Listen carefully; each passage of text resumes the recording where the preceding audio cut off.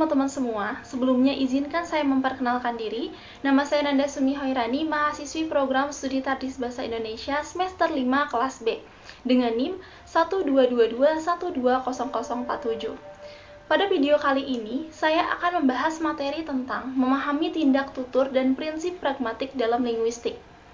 Dalam dibuatnya draft dan video yang akan saya unggah pada platform YouTube pribadi saya, bertujuan untuk memenuhi tugas ujian tengah semester pada mata kuliah pragmatik yang diampu oleh Bapak Ruli Agung Yudiantara MPD dan Bapak Haji Fakri Hamdani SSM Hum Empres PhD.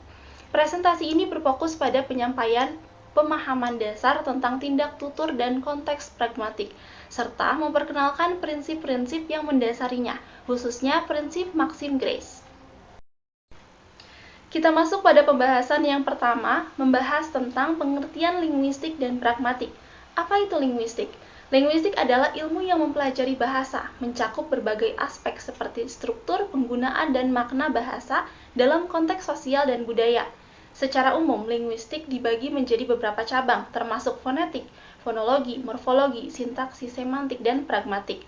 Linguistik berfokus pada analisis sistematis bahasa sebagai alat komunikasi.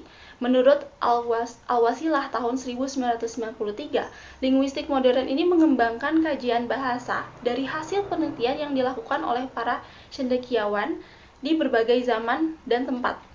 Hal ini mencakup pemahaman tentang bagaimana bahasa itu terbentuk, berfungsi dalam masyarakat, serta bagaimana penggunaannya dapat bervariasi berdasarkan konteks sosial dan budaya. Kemudian, apa itu pragmatik? Pragmatik adalah cabang dari linguistik yang mempelajari makna dalam konteks penggunaan bahasa. Menurut Lavison tahun 1983, pragmatik itu mengkaji hubungan antara bahasa dan konteks yang menjadi dasar untuk memahami makna tuturan. Pragmatik tidak hanya melihat struktur kalimat tetapi juga mempertimbangkan situasi di mana bahasa ini digunakan, termasuk faktor-faktor seperti latar belakang penutur dan pendengarnya, serta tujuan dari komunikasi tersebut. Pragmatik ini berperan penting dalam komunikasi sehari-hari karena membantu memahami maksud penutur yang mungkin tidak terungkap secara langsung dalam kata-kata yang diucapkannya. Itu menurut Yuniarti tahun 2014. Setelah tadi kita membahas tentang pengertian dari linguistik dan pragmatik, sekarang kita masuk pada pembahasan berikutnya, membahas tentang konsep tindak tutur. Apa itu tindak tutur? Tindak tutur adalah bagian dari studi pragmatik yang mengacu pada fungsi atau aksi yang dilakukan oleh seseorang melalui ujaran, seperti menjanjikan, memerintah, bertanya, dan meminta maaf. Konsep ini diperkenalkan pertama kali oleh J.L. Austin dalam bukunya yang berjudul How to Do Things with Words pada tahun 1962 yang dikembangkan oleh John Searle. Menurut Austin, ketika seseorang berbicara, mereka tidak hanya menyampaikan informasi, tetapi juga melakukan tindakan sesuatu. Nah, perlu kita ketahui bahwa tindak tutur itu memiliki banyak jenisnya. Selain kita mengetahui jenis yang utama seperti lokusi, ilokusi, dan perlokusi, ada juga beberapa kategori lainnya yang perlu kita pahami, sangat penting untuk kita pahami. Di sini saya akan menjelaskan serta memberikan contoh. Yang pertama, ada tindak tutur asertif. Adalah pernyataan yang menyatakan fakta, memberikan sebuah informasi. Contoh kalimatnya seperti, hari ini cuacanya sangat cerah ya. Kemudian yang kedua, ada tindak tutur direktif, bertujuan untuk meminta lawan bicara melakukan suatu tindakan. Contoh kalimatnya, tolong tutup jendela itu. Kemudian yang ketiga, ada tindak tutur ekspresif, yaitu menyampaikan perasaan atau emosi penutur. Contoh kalimatnya, saya sangat berterima kasih atas bantuanmu. Seperti itu. Kemudian yang keempat, ada tindak tutur komisif, adalah pernyataan yang mengikat penutur untuk melakukan sesuatu di masa depan. Contoh kalimatnya seperti, saya berjanji akan datang di acara besok, seperti itu. Kemudian yang terakhir ada tindak tutur direktif, yaitu mengubah keadaan atau situasi melalui sebuah ucapan. Contoh kalimatnya seperti, saya mengangkatmu sebagai ketua kelas. Kemudian pada pembahasan berikutnya di sini saya akan menjelaskan pengertian dari lokusi, ilokusi, dan perlokusi serta memberikan contoh dalam situasi kegiatannya. Nah, pertama yaitu ada lokusi. Apa itu lokusi? Lokusi adalah merujuk pada tindakan yang mengucapkan sesuatu dengan makna yang jelas dan dapat dipahami. Ini adalah pernyataan yang menyampaikan informasi secara langsung tanpa mempertimbangkan maksud atau tujuan di baliknya. Contoh, dalam konteks seseorang guru di dalam kelas yang ujarannya itu contoh kalimatnya, hari ini kita akan belajar tentang sejarah Indonesia. Nah, maka penjelasan dari kalimat tersebut adalah ujaran ini hanya menyatakan faktanya tentang apa yang akan dilakukan tanpa adanya maksud tersembunyi, seperti itu. Kemudian yang kedua ada ilokusi. Ilokusi ini adalah tindakan yang melibatkan maksud dan tujuan di balik pernyataan yang diucapkan. Ini seringkali berfungsi untuk meminta, menyarankan, atau mengekspresikan keinginannya. Contoh kalimatnya, misalkan dalam konteks seorang siswa yang ingin meminta izin kepada gurunya. Contoh ujarannya, contoh kalimatnya, bolehkah saya pergi ke toilet? Nah, penjelasan pada kalimat berikut meskipun terdengar seperti permintaan, ilokusi di sini menunjukkan bahwa siswa tersebut sebenarnya ingin mendapatkan izin untuk meninggalkan kelas. Kemudian yang ketiga ada perlokusi. Perlokusi ini mengacu pada dampak atau efek yang ditimbulkan oleh ucapan penuturnya terhadap pendengarnya. Ini mencakup bagaimana ucapan tersebut mempengaruhi perilaku atau emosi lawan bicaranya. Contoh, konteksnya itu seorang pemimpin memberikan motivasi kepada timnya. Nah, ujaran yang dia lontarkan adalah, jika kita bekerja keras, kita bisa memenangkan kompetisi ini. Nah, penjelasan dari kalimat tersebut, ujaran ini tidak hanya menyampaikan informasi, tetapi juga bertujuan untuk memotivasi anggotanya agar lebih bersemangat untuk bekerja. Seperti itu. Selanjutnya di sini saya akan memberikan contoh antara lokusi, ilokusi, dan perlokusi dalam satu kegiatan. Contoh misalkan dalam kegiatan sebuah rapat. Di sini ada seorang guru yang mengatakan bahwa kita akan mengadakan kegiatan bakti sosial minggu depan. Nah, penjelasan secara lokusinya ini adalah penyampaian informasi secara langsung. Kemudian dijawab oleh siswanya, apakah kita bisa mengumpulkan dana lebih awal? Nah, dari dialog tersebut menjelaskan secara ilokusinya bahwa siswa ini tidak hanya bertanya, tetapi juga mengisyaratkan bahwa mereka itu ingin mempersiapkan untuk mengumpulkan sebuah dana.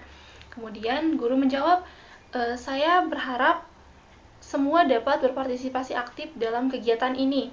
Nah, jika dilihat dalam penjelasan secara perlokusinya, ucapan ini tuh bertujuan untuk mendorong siswanya agar lebih terlibat dalam dan berpartisipasi gitu dalam kegiatan bakti sosialnya. Nah, selanjutnya di sini kita masuk pada pembahasan yang terakhir, yaitu membahas materi tentang pragmatic Maxim Grace. Apa itu? Jadi, prinsip dari Maxim Grace ini merupakan salah satu konsep penting dalam pragmatik, yang fokusnya itu pada bagaimana penutur dan lawan tutur dapat berkomunikasi dan berinteraksi secara efektif.